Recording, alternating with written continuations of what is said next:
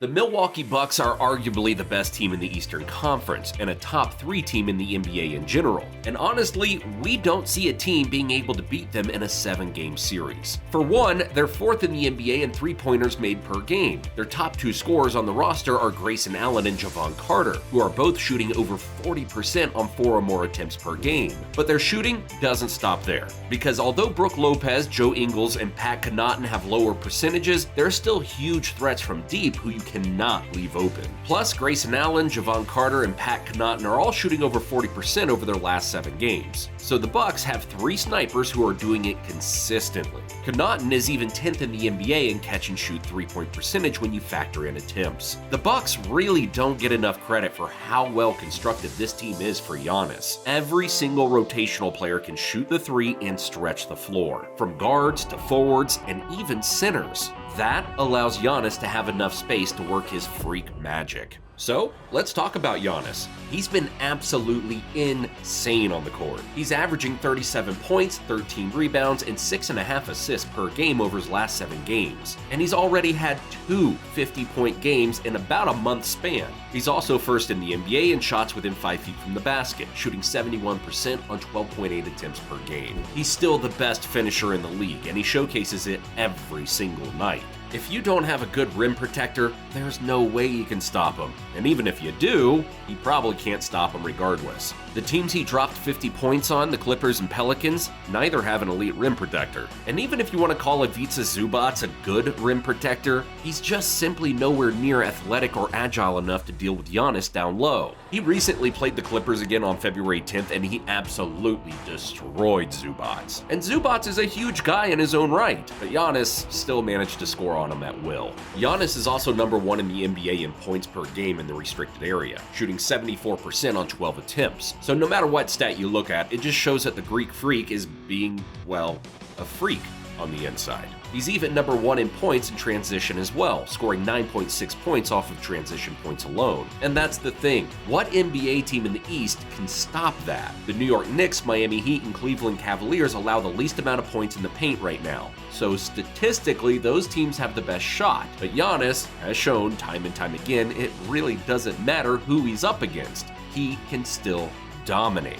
Recently, he dropped 35 points against the Miami Heat and 45 points the last time he faced the Cavaliers. Those are the 2 major paint defense teams in the NBA, and he proved it just doesn't matter. But how exactly is he so dominant in the paint? For starters, his length, height, speed, and strength is just too special of a combination to contain for a single player. And not to mention his skill handling the ball, which is why even Kareem Abdul-Jabbar said that when he watches Giannis play, even he gets a little jealous. I'd sort of like to do some of the things that he does. You get the rebound, you better not try and take it down to the other end of the court if you're a frontline player. That was like gospel when we played. Giannis is going through all of that, and it opens the game up. So I'm happy that he's done that, but I'm annoyed that it wasn't in time for me to try and get in on the fun.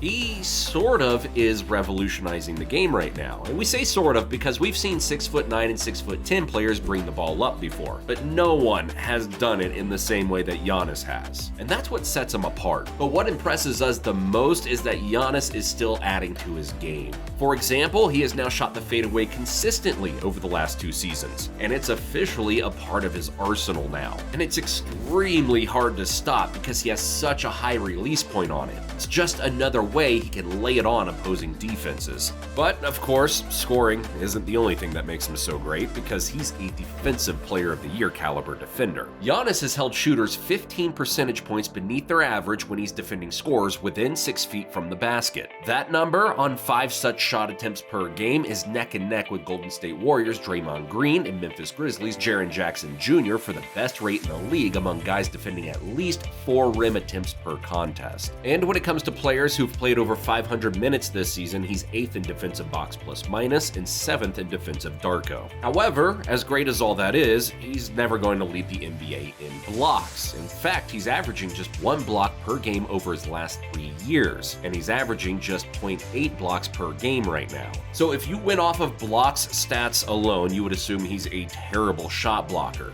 But that couldn't be further from reality.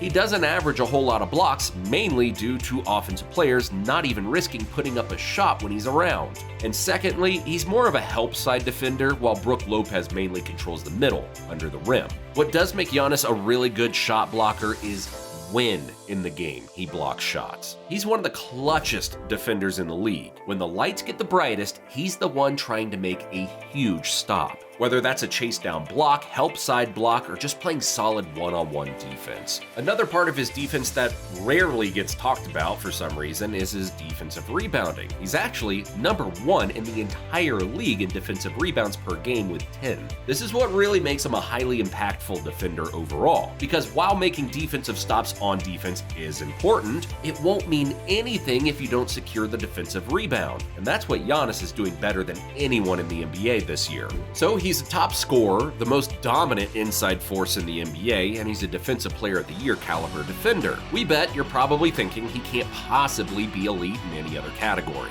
And well, quite simply, you'd be wrong. And while we're not saying he has Nikola Jokic or LeBron James passing ability, Giannis is averaging over 6.5 assists over his last stretch of games, and he's averaging 5.4 on the season. He is an improved decision maker, and that comes from experience and being well coached. And since Giannis is an elite driver and post player, he sees multiple double teams per night. So his ability to still find open guys in that situation has improved the team's offense as a whole. But now let's briefly go over his supporting cast and talk about how their skill sets benefit Giannis and maximize his potential. Starting with two-time All-Star Jrue Holiday. On offense, Jrue and Giannis have the ultimate chemistry. Holiday knows exactly where the Greek Freak wants the ball, and he delivers it with great precision. He's 14th in the NBA in assists per game. He's incredibly composed and ready at all times. And he not only gets Giannis his touches, but Jrue is excellent at hitting a shooter no matter where they are on the court. He's truly one of the most underrated playmakers in the game. It helps that he's a good three-point shooter as well, because now he can make the passes as well as generate points at a good clip, making him a versatile offensive threat for Milwaukee.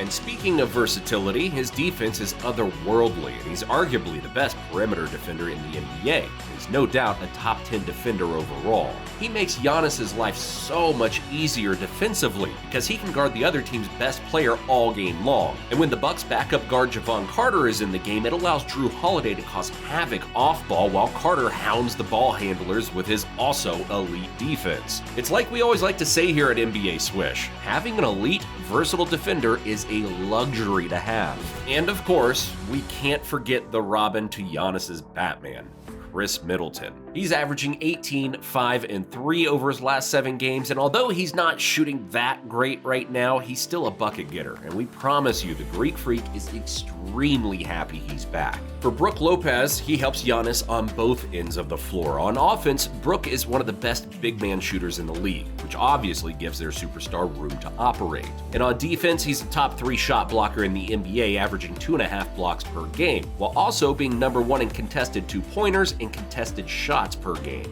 So overall, having defenders like Jrue Holiday, Javon Carter, Wesley Matthews, and Brook Lopez really allows Giannis to rest as much as he needs to, even if when looking at his impressive defensive numbers, it's clear he's still very active and very impactful night in and night out.